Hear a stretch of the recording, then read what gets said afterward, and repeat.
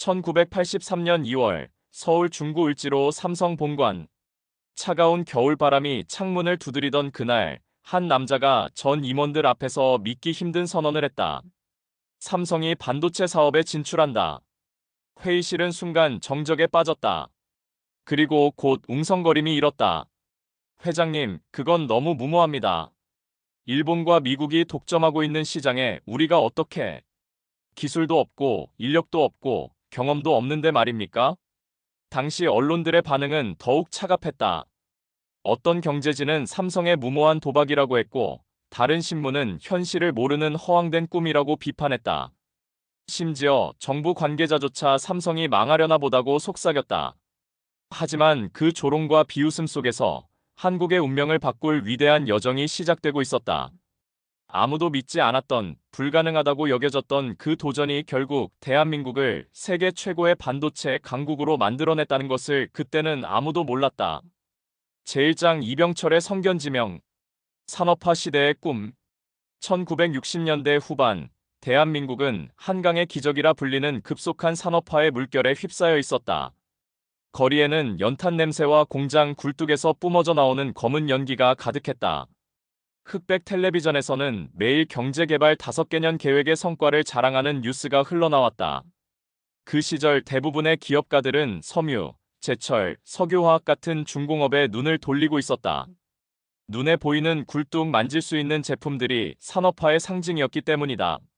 하지만 삼성 창업주 이병철 회장은 다른 곳을 보고 있었다. 1969년 이병철 회장은 삼성전자를 설립했다. 당시만 해도 가전제품 조립이 주된 사업이었지만 그의 머릿속에는 이미 더 큰 그림이 그려져 있었다. 미래는 전자산업이다. 그리고 그 핵심은 반도체가 될 것이다. 주변 사람들은 고개를 갸웃거렸다. 반도체? 그게 뭔가? 당시 한국 사람들에게 반도체는 생소하기 그지없는 단어였다. 라디오나 텔레비전을 수리하는 전자상가에서나 들어볼 법한 쌀알만 한 부품 정도로 여겨졌다. 일본 시찰, 그리고 확신. 1970년대 중반, 이병철 회장은 일본을 자주 방문했다. 소니, 히타치, 도시바 같은 일본 전자기업들이 반도체 투자를 대폭 늘리는 모습을 직접 목격했다. 한 번은 도쿄의 한 전자부품 전시회에서 이런 일이 있었다. 일본 기업 관계자가 손톱만 한 메모리 칩 하나를 들고 말했다. 이 작은 칩 하나에 수천 개의 진공관이 들어갑니다. 그리고 이것이 미래입니다. 이병철 회장은 그 순간을 평생 잊지 못했다. 작은 칩 하나가 거대한 컴퓨터실을 대체할 수 있다니. 이것이야말로 진짜 혁명이었다. 귀국 후 그는 측근들에게 말했다. 반도체는 산업의 쌀이 될 것이다. 먹지 않고는 살 수 없는 쌀처럼 반도체 없이는 어떤 전자제품도 만들 수 없는 시대가 올 것이다. 하지만 현실은 냉혹했다. 1970년대 한국의 기술 수준으로는 반도체는 꿈도 꿀 수 없는 영역이었다. 미국의 인텔, 텍사스 인스트루먼트, 일본의 NEC, 히타치가 시장을 완전히 장악하고 있었다. 기술 격차는 최소 10년 이상이었다. 준비의 시간. 이병철 회장은 성급하게 덤비지 않았다. 대신 차근차근 준비를 시작했다. 먼저 인재 확보부터였다. 미국과 일본에서 공부한 전자공학 박사들을 스카우트했다. 삼성종합기술원을 설립해 연구개발 기반을 다졌다. 1980년 그는 마침내 임원회의에서 폭탄 선언을 했다. 반도체 사업을 시작한다. 이는 삼성의 미래이자 대한민국의 미래다. 회의실은 술렁였다. CFO가 먼저 입을 열었다. 회장님, 반도체 사업에는 천문학적인 투자가 필요합니다. 실패할 경우 회사가 위험해질 수 있습니다. 기술 담당 상무도 걱정을 표했다. 기술적으로도 불가능에 가깝습니다. 우리가 미국이나 일본 기업들을 어떻게 따라잡겠습니까? 이병철 회장은 조용히 말했다. 불가능하다고? 그럼 영원히 남의 기술에 의존해서 살 것인가? 우리도 할 수 있다. 아니, 반드시 해야 한다. 그의 목소리에는 확신이 가득했다. 하지만 그 확신을 현실로 만드는 일은 결코 쉽지 않을 것이었다. 제2장 불가능이라는 벽.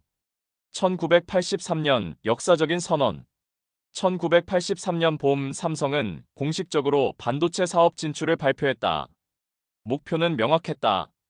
64K D-RAM 메모리 반도체를 개발하여 세계 시장에 진출하겠다는 것이었다. 당시 신문들의 헤드라인은 회의적이었다. 삼성, 반도체 도전. 과연 가능할까? 기술 후진국의 무모한 도전. 전문가들 10년은 이르다 평가.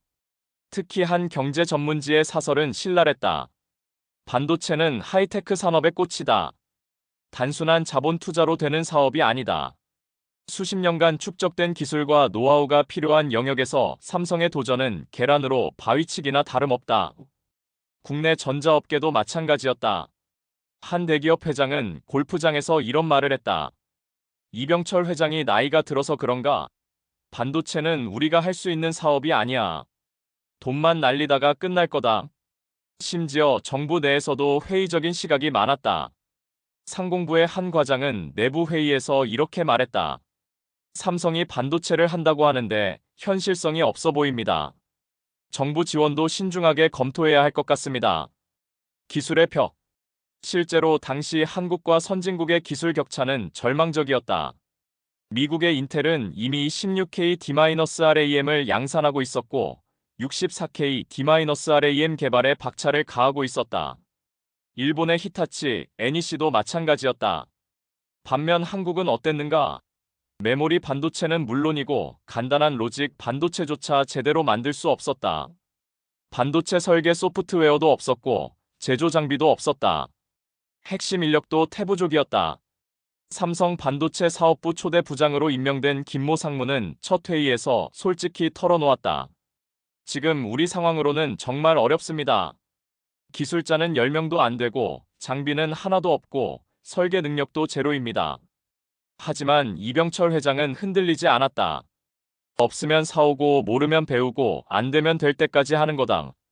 미국, 일본 사람들이 특별히 머리가 좋은 것도 아니지 않나? 인재 확보 작전. 첫 번째 과제는 인재 확보였다. 삼성은 파격적인 조건을 내걸고 인재 스카우트에 나섰다. 먼저 미국에서 활동하는 한국인 반도체 엔지니어들을 찾아 나섰다.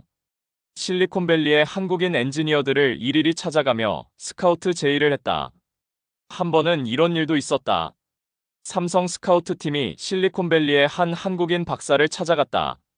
한국으로 돌아와서 반도체 사업을 함께 해주십시오. 한국에서 반도체를? 말도 안 됩니다. 기술도 없고 시장도 없는데 어떻게 하겠습니까? 그래서 선생님 같은 분이 필요한 겁니다. 불가능을 가능으로 만들어 주십시오. 처음에는 대부분 거절했다. 안정적인 미국 생활을 포기하고 불확실한 한국으로 올 이유가 없었기 때문이다. 하지만 삼성의 열정은 점점 마음을 움직였다. 조국 근대화에 기여할 수 있는 천재 1호의 기회입니다. 선생님이 오시면 한국 반도체 역사의 개척자가 되실 수 있습니다. 결국 몇 명의 핵심 인재들이 마음을 돌렸다. 그들이 한국으로 돌아온 것은 단순히 높은 연봉 때문만은 아니었다. 조국에 대한 사명감과 불가능에 도전하고 싶은 엔지니어 정신이 그들을 움직인 것이다. 기술 도입의 길.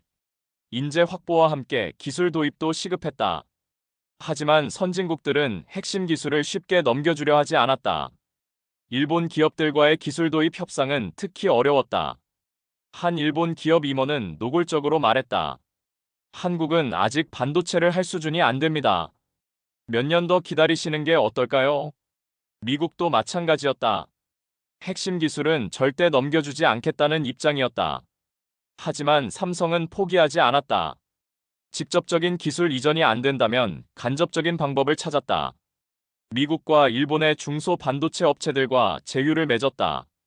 그 과정에서 이런 에피소드도 있었다. 한 미국 중소기업과의 협상에서 상대방이 말했다. 한국에서 반도체를 성공시킬 수 있다고 정말 생각하십니까? 네, 반드시 성공시켜 보이겠습니다. 그 자신감의 근거가 뭡니까? 한국인의 근성입니다. 결국 몇 개의 중소업체들이 기술 제휴에 응했다. 비록 최첨단 기술은 아니었지만 출발점이 될 수는 있었다. 공장 건설의 시작. 1983년 하반기 경기도 기흥에 반도체 공장 건설이 시작되었다. 당시 기흥은 논밭이 대부분인 시골이었다. 공장 건설 현장을 지켜보는 사람들의 반응은 제각각이었다. 어떤 이는 삼성이 정말 대단한 일을 하는구나라고 했고, 어떤 이는 저 넓은 땅에 돈을 쏟아부어서 뭘 하려는 건가라고 고개를 저었다. 공장 건설을 담당한 이모 상무는 매일 새벽 5시에 현장에 나갔다. 하루라도 빨리 완공해야 합니다. 시간이 곧 돈이고 시간이 곧 기술입니다. 하지만 문제는 계속 생겼다. 반도체 공장은 일반 공장과 달리 극도로 정밀한 환경이 필요했다. 먼지 하나도 있으면 안 되는 클린룸, 정확한 온도와 습도 유지, 진동 차단 등 모든 것이 까다로웠다. 한국에는 이런 공장을 지어본 경험이 없었다.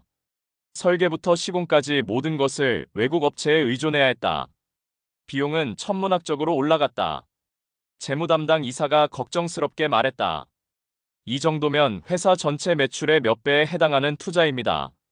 정말 괜찮을까요? 하지만 이병철 회장은 확신에 차 있었다. 지금 투자하지 않으면 영원히 기회는 오지 않는다. 전 재산을 걸더라도 해야 할 일이다. 회의론자들의 목소리. 1983년 말 삼성의 반도체 투자 소식이 본격적으로 알려지자 각계의 반응은 엇갈렸다. 한 대학 교수는 신문기고에서 이렇게 썼다. 반도체 산업은 막대한 연구개발비와 최첨단 설비 투자가 필요한 자본집약적 산업이다. 더욱이 기술 변화가 극도로 빠른 분야여서 후발주자가 선진국을 추월하기는 거의 불가능하다고 봐야 한다. 정부 내 일부에서도 회의적인 목소리가 나왔다. 한 경제부처 국장은 내부 회의에서 이렇게 말했다. 삼성의 도전 정신은 가상하지만 너무 무리한 것 아닌가? 실패할 경우 국가 경제에도 악영향을 줄 수 있다.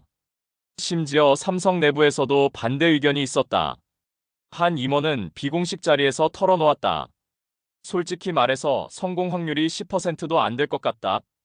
회장님의 의지는 대단하지만 현실적으로 너무 어렵다. 이런 회의론 속에서도 이병철 회장의 의지는 꺾이지 않았다.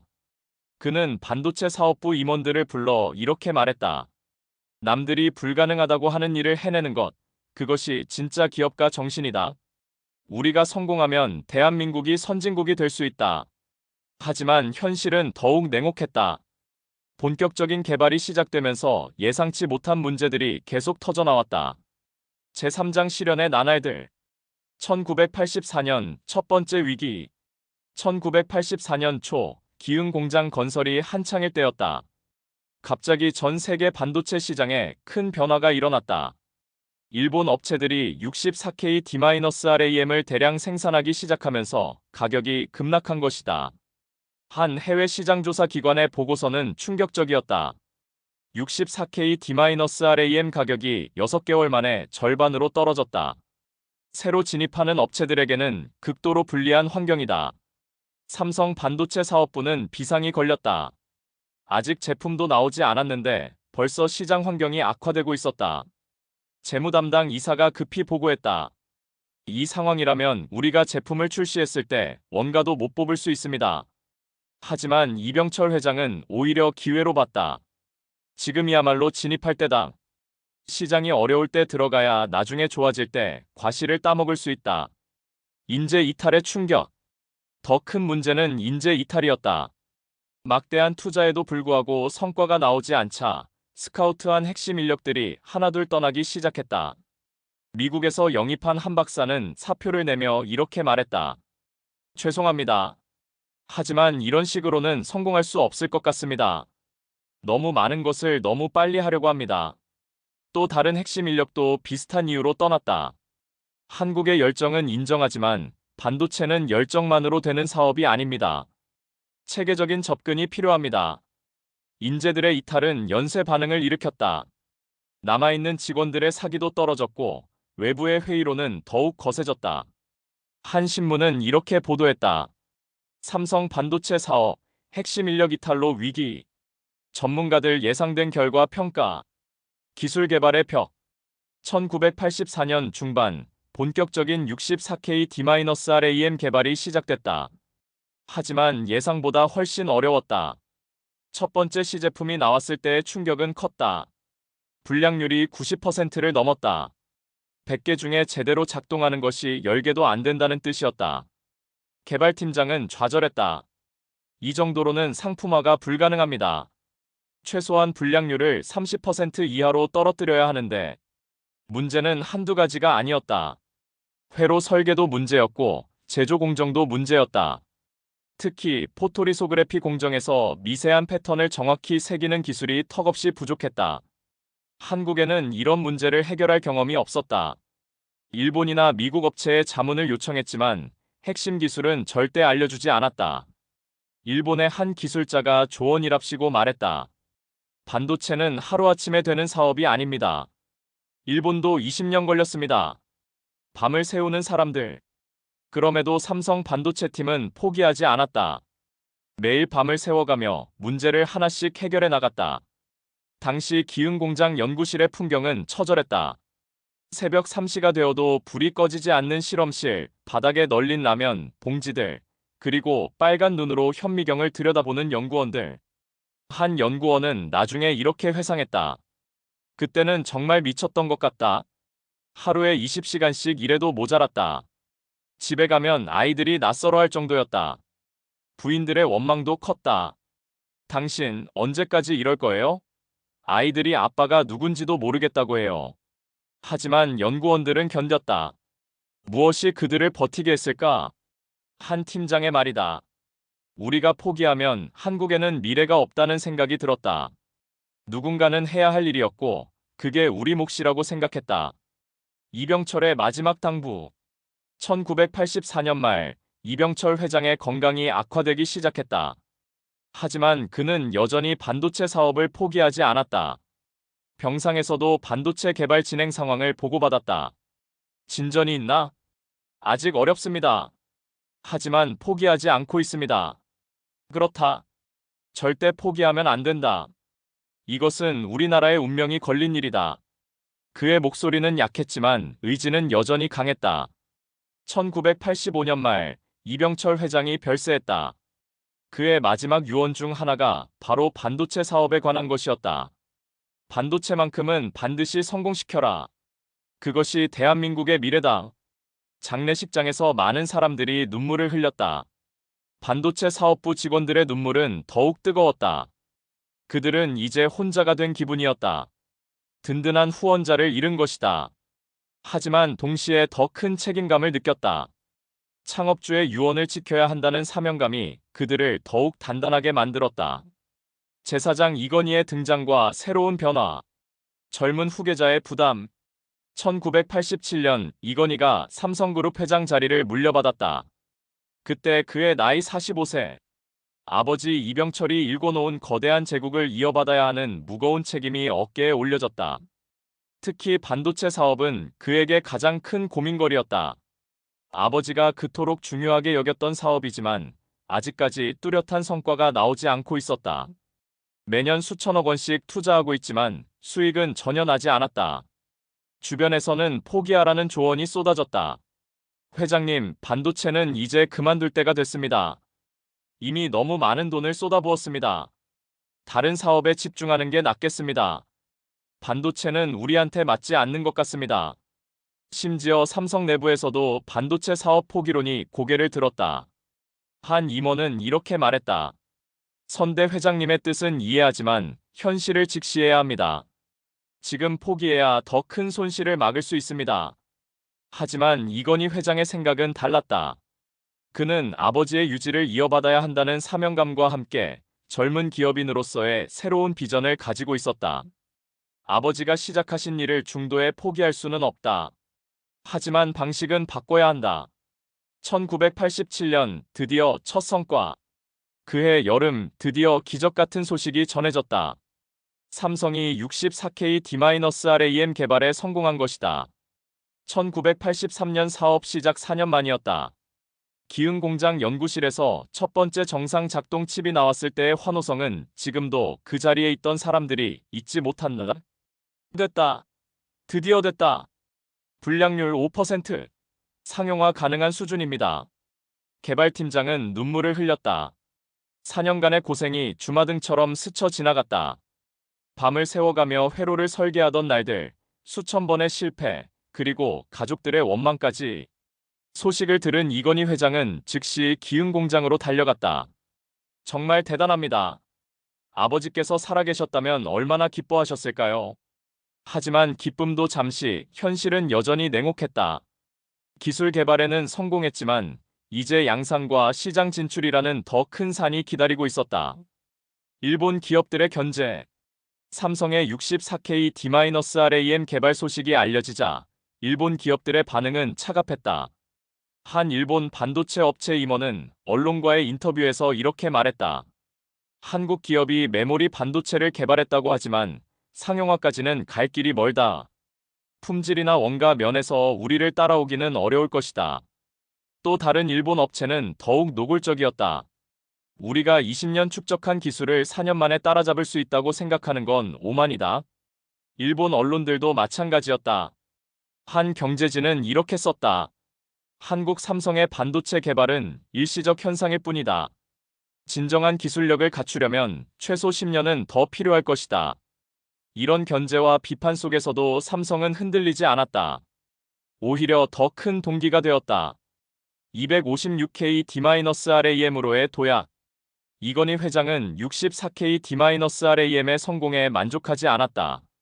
그는 더 큰 그림을 그리고 있었다. 1988년 임원회의에서 그는 폭탄 선언을 했다. 256K D-RAM 개발에 착수한다. 회의실이 술렁였다. 64K를 이제 막 성공시켰는데 벌써 다음 단계로 넘어간다는 것인가? 기술 담당 임원이 걱정스럽게 말했다. 회장님, 256K는 64K보다 4배나 복잡합니다. 기술적 난이도가 기하급수적으로 올라갑니다. 그래서 더 빨리 시작해야 한다.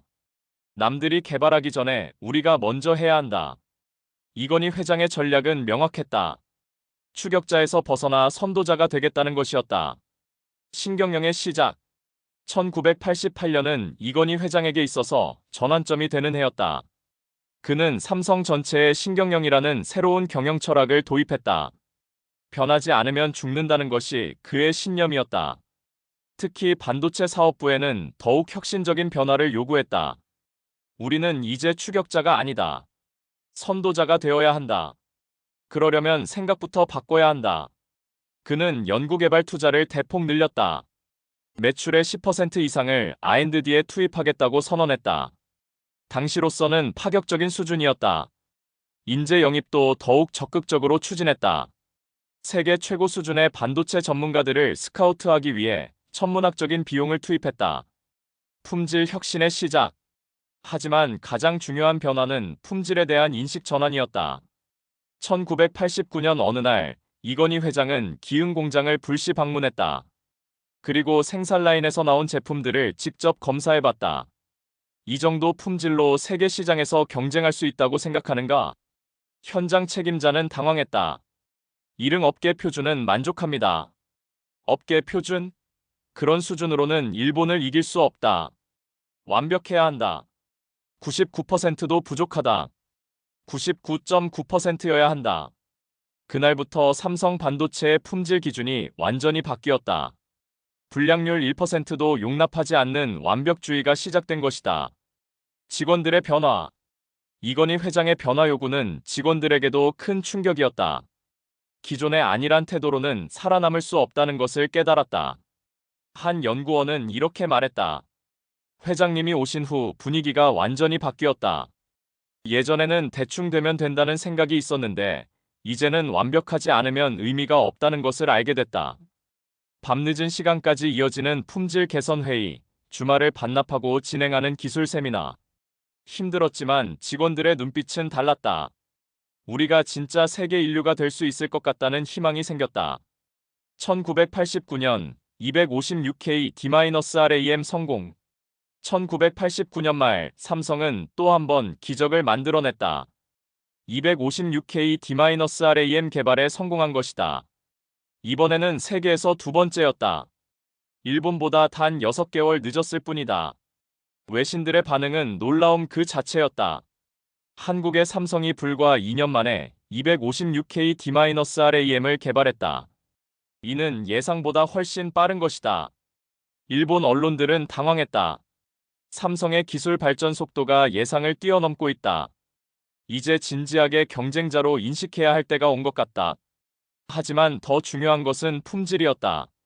삼성의 256K D-RAM은 성능 면에서 일본 제품과 거의 차이가 없었다. 한 글로벌 IT 업체의 구매 담당자는 이렇게 평가했다. 삼성 제품을 테스트해봤는데 일본 제품과 품질 차이를 느낄 수 없었다. 가격까지 저렴하니 매력적이다. 세계 시장 진출의 신호탄. 256K D-RAM의 성공은 삼성에게 세계 시장 본격 진출의 신호탄이 되었다. 이제 더 이상 기술 추격자가 아니었다.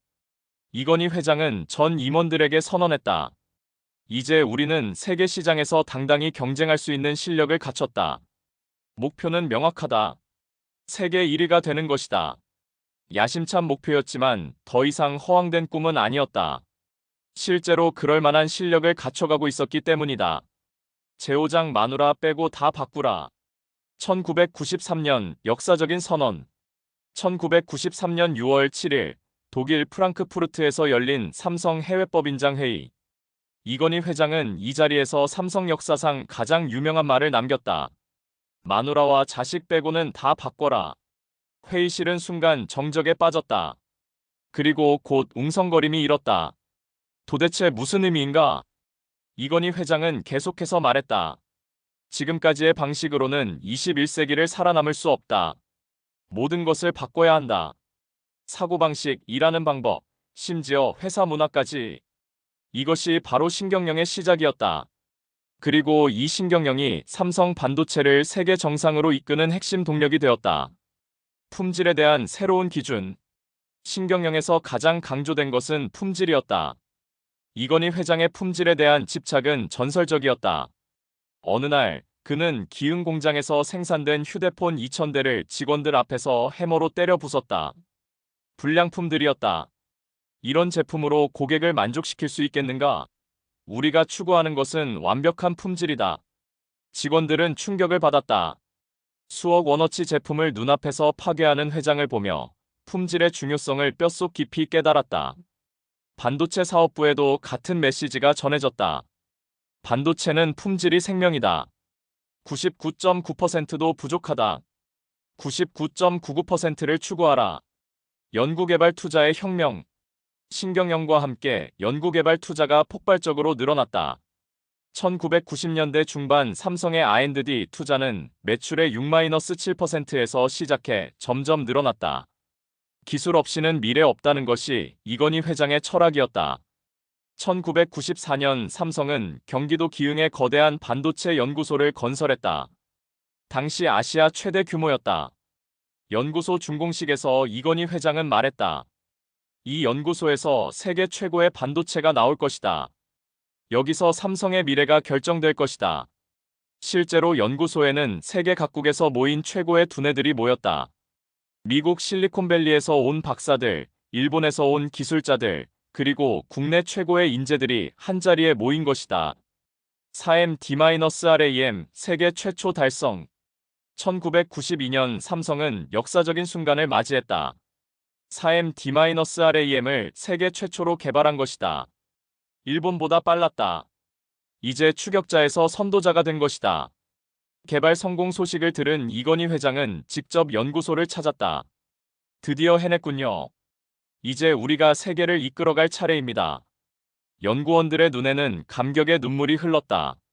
10년 전만 해도 한국이 반도체를 일하며 비웃던 사람들을 생각하니 더욱 감개무량했다.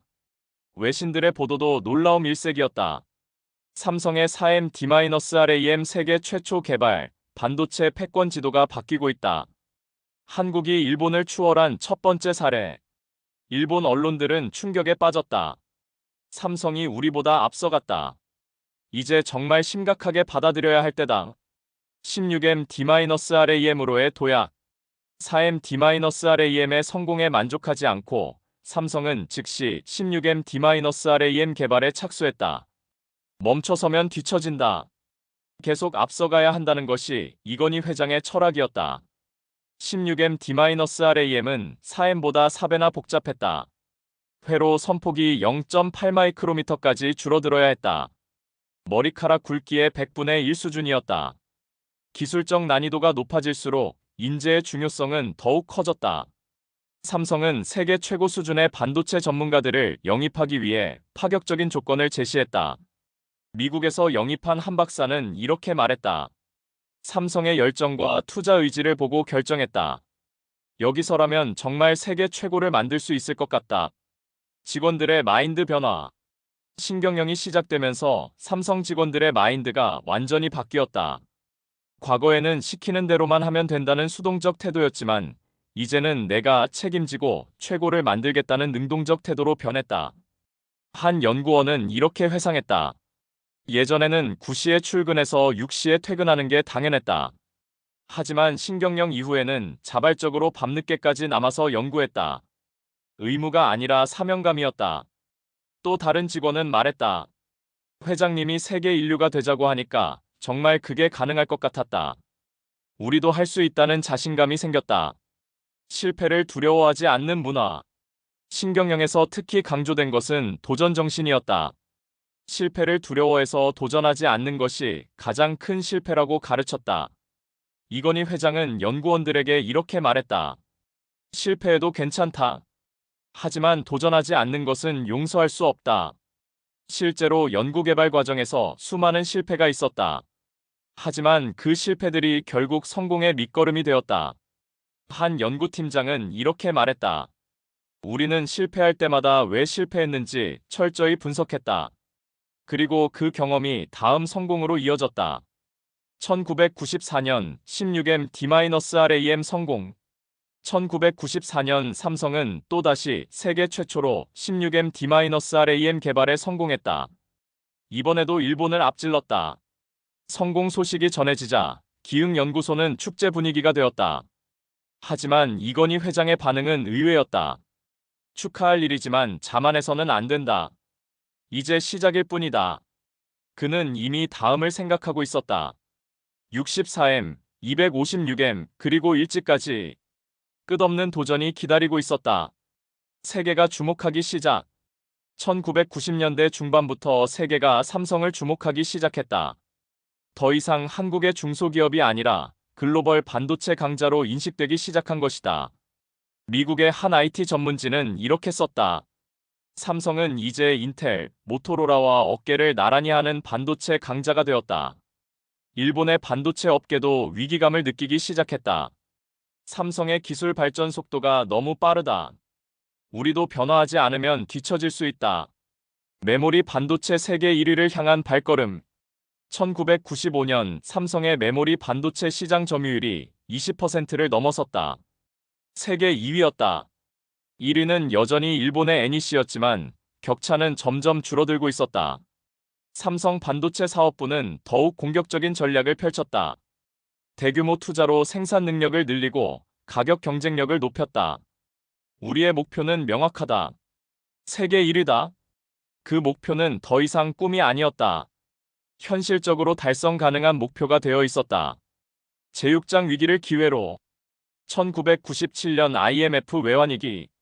1997년 12월 대한민국에 IMF 외환위기가 닥쳤다. 하루아침에 나라 경제가 휘청거렸다. 많은 기업들이 문을 닫았고 대량 실업이 발생했다. 삼성도 예외가 아니었다. 해외에서 자금 조달이 어려워지고 내수 시장은 급격히 위축됐다. 삼성 임원회의실은 비상이 걸렸다. 회장님, 반도체 투자를 잠시 중단해야 할 것 같습니다. 현금 유동성 확보가 최우선입니다. 모든 불급한 투자는 동결해야 합니다. 하지만 이건희 회장의 판단은 달랐다. 아니다. 지금이야말로 투자할 때다. 임원들은 당황했다. 나라가 망해가는데 투자를 한다고? 역발상의 투자 결정. 이건희 회장의 논리는 명확했다. 위기일 때 투자해야 나중에 기회를 잡을 수 있다. 남들이 움츠릴 때 우리가 앞으로 나가야 한다. 실제로 1998년 전 세계 반도체 업계가 투자를 줄이고 있을 때 삼성은 오히려 투자를 늘렸다. 지금 투자하면 장비도 싸게 살 수 있고 인재도 좋은 조건에 영입할 수 있다. 그리고 경기가 회복될 때 우리가 가장 앞서 있을 것이다. 주변의 반대는 거셌다. 너무 위험합니다. 회사가 망할 수도 있습니다. 하지만 이건희 회장의 의지는 확고했다. 망할 각오로 투자해야 살 길이 열린다. 직원들과의 동고동락. IMF 위기로 삼성도 구조조정을 해야 했다. 하지만 반도체 사업부만큼은 예외였다. 이건희 회장은 반도체 사업부 직원들에게 약속했다. 여러분들은 걱정하지 마십시오. 반도체는 우리의 미래입니다. 절대 포기하지 않겠습니다. 대신 임원들부터 솔선수범했다. 급여를 30% 삭감하고 각종 복리후생도 줄였다. 이건희 회장 자신도 임금을 50% 깎았다. 어려울 때일수록 함께해야 합니다. 우리 모두가 희생하면 반드시 극복할 수 있습니다. 직원들도 동참했다. 자발적으로 급여를 반납하는 직원들이 나타났다. 회사를 위해 개인 재산을 내놓는 임원들도 있었다. 메모리 반도체 64M 시대 개막. 1998년 세계 경제가 침체에 빠진 상황에서 삼성은 64M D-RAM을 대량 생산하기 시작했다. 다른 업체들이 투자를 줄이는 동안 삼성만 홀로 생산 능력을 늘린 결과였다. 공급이 줄어든 시장에서 삼성의 동무대가 펼쳐졌다. 세계 각국의 PC 업체들이 삼성을 찾았다. 지금 64M D-RAM을 안정적으로 공급할 수 있는 곳은 삼성뿐입니다. 가격도 좋았고 품질도 뛰어났다. 주문이 폭주했다. 1998년 말 삼성의 메모리 반도체 시장 점유율은 30%를 넘어섰다. 드디어 세계 1위에 올라선 것이다. 일본을 추월한 역사적 순간. 1999년 초 공식적인 발표가 나왔다. 삼성이 메모리 반도체 시장에서 세계 1위를 차지했다는 것이었다. 20년 넘게 1위를 지켜오던 일본 NEC를 제치고 정상에 오른 것이다. 국내 언론들은 흥분했다. 삼성, 메모리 반도체 세계 1위 달성. 일본 아성 무너뜨린 쾌거. 한국 IT 산업의 새 역사. 하지만 무엇보다 감격스러운 것은 현장 직원들의 반응이었다. 한 연구원은 눈물을 흘리며 말했다. 10년 전만 해도 일본 기술자들이 우리를 무시했습니다. 한국이 반도체를? 라며 비웃었죠. 그런데 이제 우리가 그들을 앞질렀습니다. 기흥 공장의 한 생산팀장도 감격했다. 밤낮 없이 일했던 보람이 있습니다. 우리가 정말 해냈습니다. 세계가 인정하는 기술력. 세계 1위에 오른 것만큼 중요한 것은 기술력 인정이었다. 이제 삼성의 메모리 반도체는 품질 면에서도 세계 최고 수준이었다. 미국의 한 컴퓨터 업체 임원은 이렇게 말했다. 삼성 메모리는 성능이 뛰어날 뿐만 아니라 안정성도 우수합니다. 이제 일본 제품보다 선호합니다. 독일의 한 전자기업도 마찬가지였다. 삼성과 계약한 후 불량률이 현저히 줄어들었습니다. 품질이 정말 훌륭합니다. 기술력 인정은 더 큰 주문으로 이어졌다. 선순환 구조가 만들어진 것이다. IMF 극복과 새로운 도약. 1999년 말 한국 경제가 IMF 위기에서 벗어나기 시작했다. 그리고 그 회복을 이끈 주역 중 하나가 바로 삼성 반도체였다. 삼성 반도체의 수출 실적은 놀라웠다. 1999년 한 해 동안 100억 달러 이상을 수출했다. 전체 한국 수출의 10%에 해당하는 규모였다. 이건희 회장은 직원들에게 말했다. 여러분들이 나라를 살렸습니다. 반도체가 없었다면 IMF 극복은 불가능했을 것입니다. 정부에서도 인정했다. 당시 재정경제부 장관이 삼성을 방문해 직접 감사 인사를 전했다. 삼성 반도체가 국가 경제 회복에 크게 기여했습니다. 진심으로 감사드립니다. 256M D-RAM으로의 진화. 2000년 삼성은 또다시 세계 최초로 256M D-RAM 개발에 성공했다. 메모리 용량이 이제 256MB에 달했다. 불과 20년 전만 해도 상상할 수 없었던 용량이었다. 256M D-RAM은 기술적으로 완전히 다른 차원이었다. 회로 선폭이 0.25 마이크로미터까지 줄어들어야 했다. 원자 수준의 정밀도가 필요한 영역이었다. 개발팀장은 감개무량했다. 1983년 64K로 시작해서 이제 256M까지 왔습니다.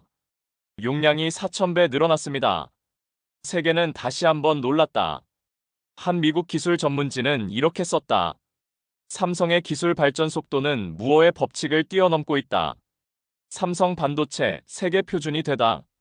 2000년대 초반 삼성 반도체는 단순히 시장 점유율 1위를 넘어서 세계 표준이 되기 시작했다. 전 세계 PC 제조업체들이 삼성 메모리를 표준으로 채택했다. 마이크로소프트, 델, HP, 소니 등 글로벌 IT 기업들이 삼성과 파트너십을 맺었다. 한 글로벌 IT 기업의 CTO는 이렇게 말했다. 이제 메모리 하면 삼성입니다. 성능, 품질, 안정성 모든 면에서 최고입니다. 차세대 메모리 기술 선점. 삼성은 여기서 멈추지 않았다. D-RAM을 넘어서 차세대 메모리 기술 개발에 나섰다. 플래시 메모리가 그것이었다. 전원을 꺼도 데이터가 사라지지 않는 혁신적인 메모리였다. 2001년 삼성은 낸드 플래시 메모리 대량 생산에 성공했다. 이 기술은 나중에 USB 메모리, MP3 플레이어, 그리고 스마트폰의 핵심 부품이 되었다. 이건희 회장은 미래를 내다보고 있었다. 모바일 시대가 온다. 그때 플래시 메모리가 핵심이 될 것이다. 무명의 영웅들. 삼성 반도체의 성공 뒤에는 수많은 무명의 영웅들이 있었다. 밤낮 구분 없이 연구실에서 실험을 반복했던 연구원들, 완벽한 제품을 만들기 위해 생산 라인을 지킨 기술자들, 그리고 가족과의 시간을 포기하며 회사를 위해 헌신했던 모든 직원들. 기흥 공장에서 20년간 근무한 한 기술자의 말이다. 처음에는 일본을 따라잡는 것이 목표였습니다. 그런데 어느새 우리가 앞서가고 있더군요. 정말 꿈 같은 일이었습니다. 연구소에서 15년간 일한 한 연구원도 말했다. 매일 실패의 연속이었습니다. 하지만 포기하지 않았죠. 우리가 성공하면 나라가 발전한다는 믿음이 있었거든요. 제7장 스마트폰 시대의 도래. 2007년 새로운 변곡점. 2007년 1월 미국 샌프란시스코에서 스티브 잡스가 아이폰을 발표했다. 그 순간 세상이 바뀌었다. PC 시대에서 모바일 시대로의 대전환이 시작된 것이다. 이 변화는 반도체 업계에도 엄청난 파장을 일으켰다. 기존의 PC용 메모리와는 완전히 다른 모바일용 반도체가 필요했다. 더 작고 더 빠르고 전력 소모는 적어야 했다. 삼성은 이 변화를 민감하게 감지했다. 모바일 혁명이 시작됐다. 우리도 변해야 한다. 모바일 메모리 시장 선점. 삼성은 즉시 모바일용 메모리 개발에 집중했다. 스마트폰에 최적화된 저전력, 고성능 메모리를 개발하기 시작했다. 2008년 삼성은 세계 최초로 모바일용 DDR3 메모리를 개발했다. 기존보다 30% 빠르면서도 전력 소모는 40% 줄인 혁신적인 제품이었다. 애플을 비롯한 글로벌 스마트폰 업체들이 앞다투어 삼성과 계약했다. 삼성의 메모리 없이는 제대로 된 스마트폰을 만들 수 없다는 말이 업계의 정설이 되었다. 낸드 플래시의 폭발적 성장. 스마트폰 시대가 열리면서 낸드 플래시 메모리의 중요성이 급격히 커졌다. 사진, 동영상, 앱 등 모든 데이터를 저장하는 핵심 부품이었기 때문이다. 삼성은 2000년대 초부터 미리 준비해온 낸드 플래시 기술을 바탕으로 시장을 장악했다. 2010년 삼성의 낸드 플래시 시장 점유율은 40%를 넘어섰다. 압도적인 1위였다. 한 시장 조사기관의 분석가는 이렇게 평가했다.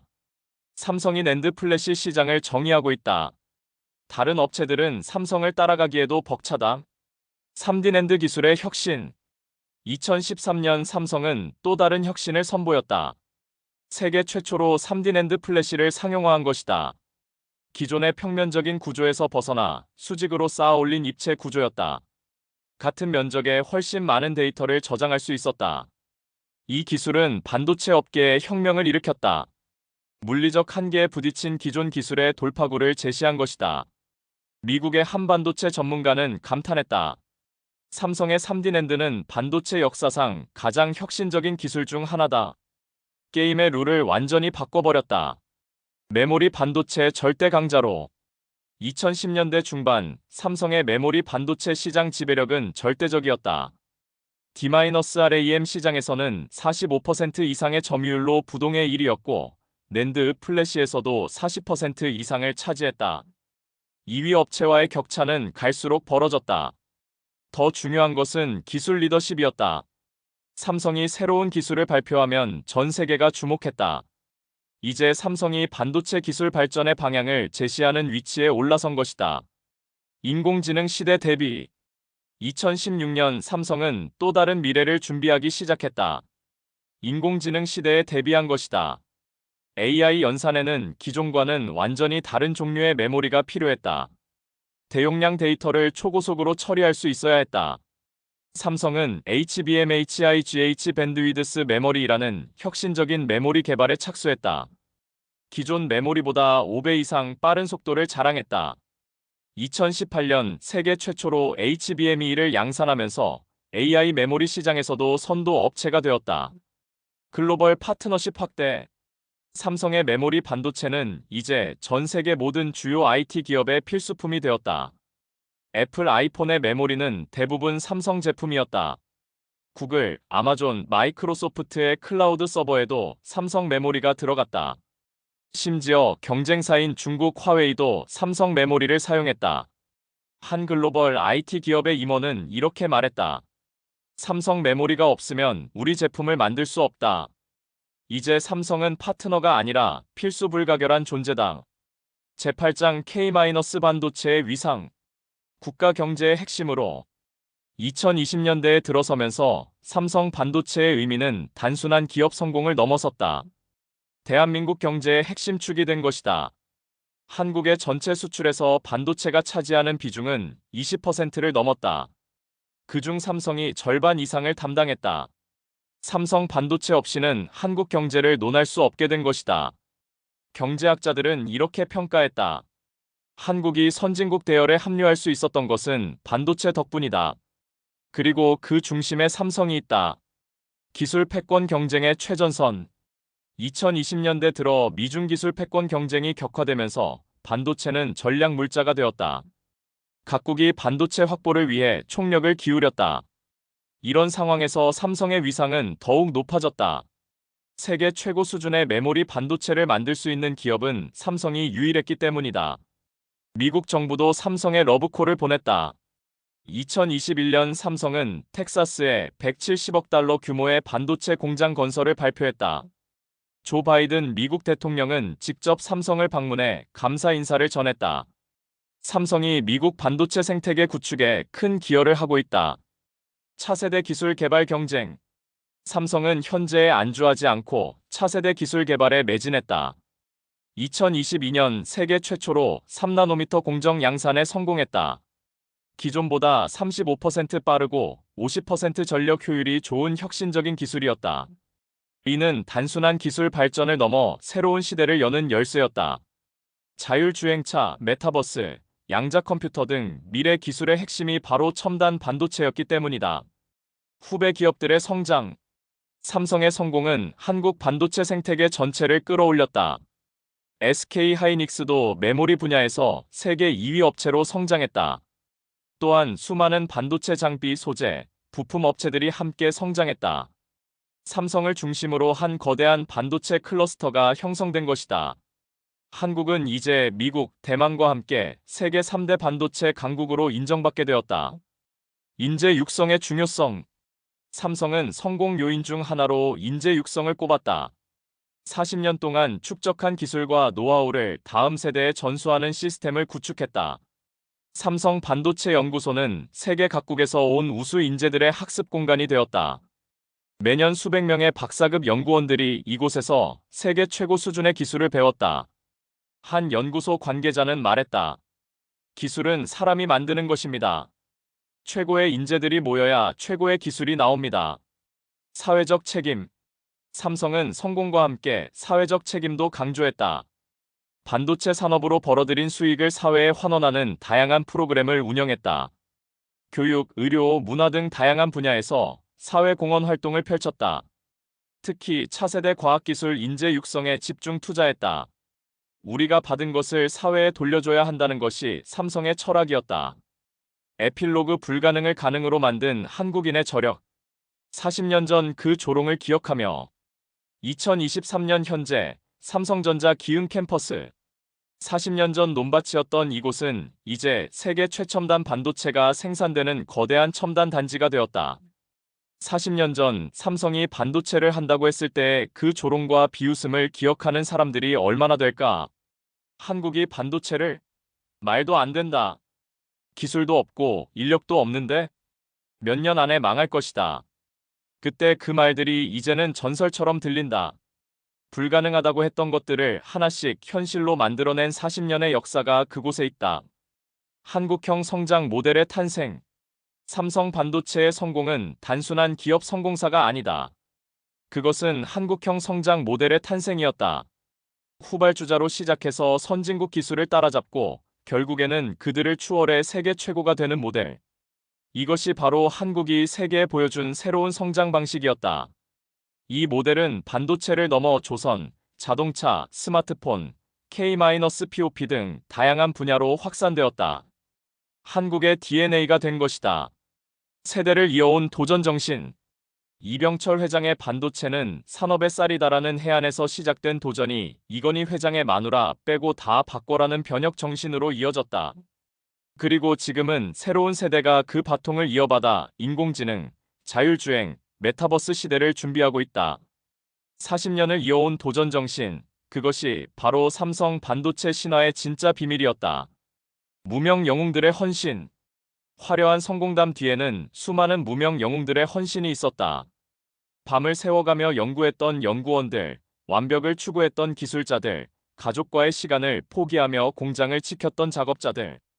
그들 하나하나의 땀방울이 모여 오늘의 기적을 만들어낸 것이다. 기흥 공장 입구에는 이런 글귀가 새겨져 있다. 위대한 성취는 위대한 꿈에서 시작된다. 40년 전 불가능해 보였던 꿈이 현실이 된 것처럼 앞으로도 새로운 꿈들이 현실이 될 것이다. 세계가 주목하는 K-반도체. 오늘날 전 세계 어디를 가도 삼성 메모리가 들어있지 않은 전자기기를 찾기 어렵다.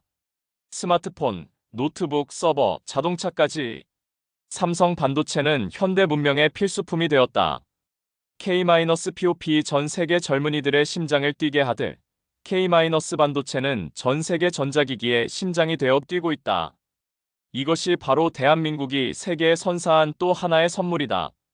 미래를 향한 새로운 도전. 하지만 삼성은 여기서 멈추지 않는다. 인공지능, 양자 컴퓨팅, 뇌공학 등 미래 기술을 위한 새로운 도전이 시작되고 있다. 40년 전 이병철 회장이 반도체는 미래다라고 했듯이 지금 삼성은 AI가 미래다, 양자 컴퓨터가 미래다라고 말하고 있다. 새로운 불가능에 대한 새로운 도전이 시작된 것이다. 우리가 살아가는 이유. 삼성 반도체 40년사를 돌아보며 우리는 무엇을 배울 수 있을까? 첫째, 불가능이란 없다는 것이다. 남들이 불가능하다고 해도 포기하지 않고 도전하면 길이 열린다. 둘째, 변화를 두려워하지 말아야 한다는 것이다. 변하지 않으면 도태된다. 끊임없이 혁신해야 살아남을 수 있다. 셋째, 사람이 가장 중요하다는 것이다. 최고의 기술도 결국 사람이 만든다. 인재에 투자해야 미래가 있다. 한국인이라는 자부심. 1980년대 초 가난했던 대한민국. 선진국들의 기술을 베끼기에도 바빴던 그 시절에 누가 상상이나 했겠는가. 40년 후 한국이 반도체 최강국이 될 것이라고. 이제 전 세계가 한국의 기술을 배우려 한다. 한국의 성장 모델을 벤치마킹하려 한다. 이것이 바로 한국인이라는 자부심의 근거다. 우리는 불가능을 가능으로 만드는 민족이다. 다음 세대에게 전하는 메시지. 40년 전 이병철 회장이 심은 한 알의 씨앗이 거대한 나무가 되어 전 세계에 그늘을 드리우고 있다. 지금 젊은 세대들도 새로운 씨앗을 심을 때다. 40년 후 그들이 심은 씨앗이 어떤 거대한 나무가 될지 기대된다. 중요한 것은 포기하지 않는 것이다. 남들이 불가능하다고 해도 끝까지 도전하는 것이다. 그것이 바로 한국인의 DNA이고 삼성 반도체 40년이 우리에게 전해주는 가장 소중한 유산이다. 영원한 도전 정신. 삼성 반도체의 이야기는 아직 끝나지 않았다. 40년은 시작일 뿐이다. 인공지능 시대, 양자 컴퓨팅 시대, 우주 시대. 새로운 미래가 기다리고 있다. 그리고 그 미래를 만들어갈 주역은 바로 우리들이다. 40년 전 삼성이 반도체를 한다며 조롱받았던 것처럼 지금도 누군가는 새로운 꿈을 꾸고 있을 것이다. 그리고 그 꿈을 향해 묵묵히 걸어가고 있을 것이다. 그들이야말로 진짜 영웅이다. 불가능을 가능으로 만들어가는 진짜 영웅들. 대한민국 반도체 신화. 그 위대한 여정은 계속된다. 위대한 성취는 위대한 꿈에서 시작된다. 그리고 그 꿈을 현실로 만드는 것은 포기하지 않는 의지다. 1983년 삼성 반도체 사업 시작부터 2023년 현재까지 40년간의 불굴의 여정을 기리며